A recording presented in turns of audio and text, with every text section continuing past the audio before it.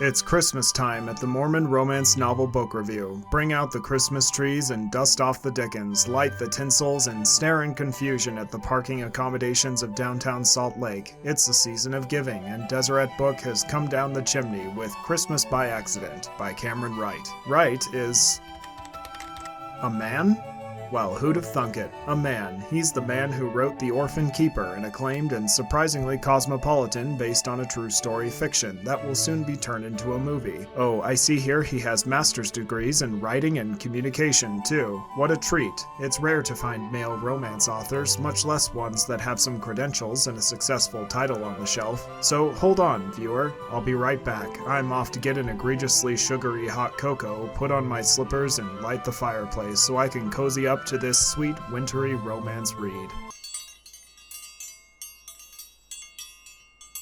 Carter Cross is an unassuming auto insurance adjuster who works for Business Alliance Deposit Insurance, and if you didn't see the acronym there, don't worry, the book will stop and explain it to you to make sure you got it. Carter gets fired from his job because when he drafts the accident reports, he writes them in what appears to be college freshman-level creative writing. Abby tensed, shuddered, and then shrieked. Lightning ripped the sodden, sleeting clouds like they were pieces of $2 fabric. The icy sheet crackled beneath the load of the helpless tires on the terrified girl's car.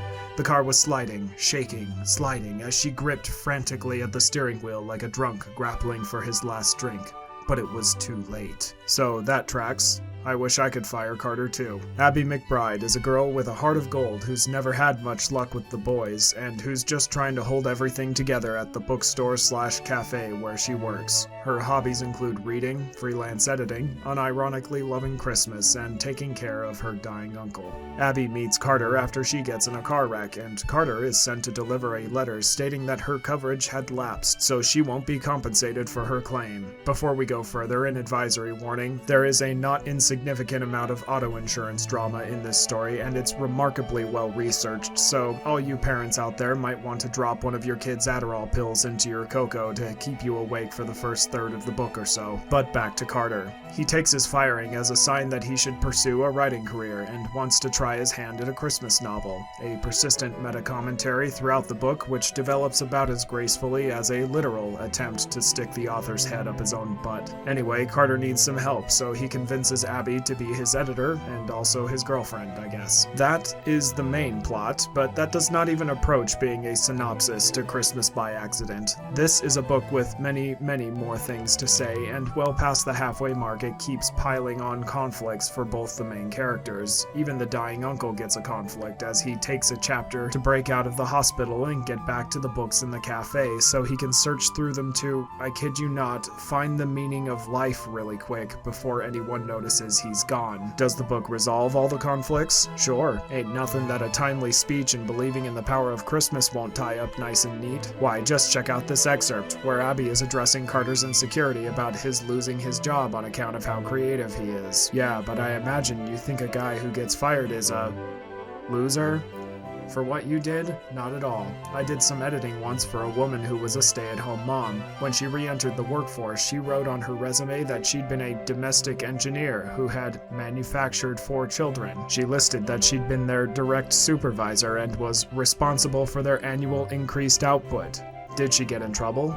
Trouble? It was all true. They hired her. That's the point. When creativity focuses on the positive, it's an art. Embellishing doesn't mean lying. Liars are plentiful, Carter. Good communicators are hard to find. See? No problem. You're not a loser, Carter. You just haven't realized that you live in a post-truth world where making fundamentally misleading statements is creative and should be rewarded. Boom. Theme explored. Put that conflict in the done pile. Merry Christmas. Tirades are the chief mode of transportation in Christmas by Accident. The book goes on long, sudden offsides about the nature of Christmas stories, about the writing process, about the convenience of ride-sharing apps, about the filthiness of bachelors, about the awkwardness of first dates, and 100 other subjects that stop being significant as soon as the narrator is done talking. Even when the book isn't tirading, it's trying to stuff in as much self-proclaimed wisdom it can, trying to make some universal claim or another about life or philosophers or authors, and it refuses to to let any description into the story without making some quip or rhyme or gnomic observation. Then there's the over-the-top language. In Christmas by Accident, people don't just sit down in chairs, they waft downward, resting on the oaken seat like a feather tapping onto a calm lake nestled into a secluded ridge of the Wyoming Rockies, and then the dude will run his hand along the laminated menu like a champion ice skater, twirling and stepping, going for the gold to a triumphant score. And then the narrative just moves on as if that were a normal thing for someone to say about going to Denny's. If you are actually sitting cozy by the fire as you read this book, it'll have you pausing to sip your cocoa incredulously, I tell you what. Even the most straightforward sentences always have to fit one more adjective,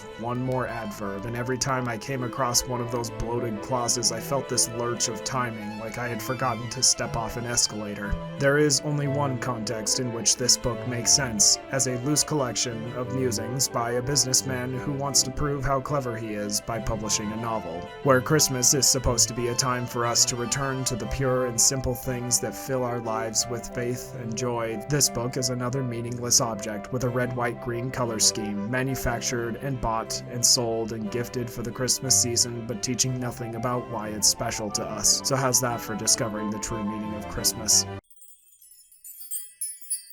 In the end, Christmas by Accident wasn't the most poorly conceived story I've reviewed. You might even like it if you're the kind of person who, say, likes Geico commercials, or maybe if you own signage indicating how much you enjoy chocolate. But for me, I don't like Christmas by Accident. I don't want to like it. The story is too full of itself to be likable, too incredibly pleased with every joke and pun and play on words that it makes. It's less of a cozy, warm mug of peppermint tea by the fireplace and more of a sitting on your couch after Christmas dinner listening to your out-of-town cousin talk about how socialized healthcare would make all doctors disappear and you have to listen to him because he just got his medical license, so he must know what he's talking about, and anyway, what have you done lately? And then he clogs your toilet and then leaves.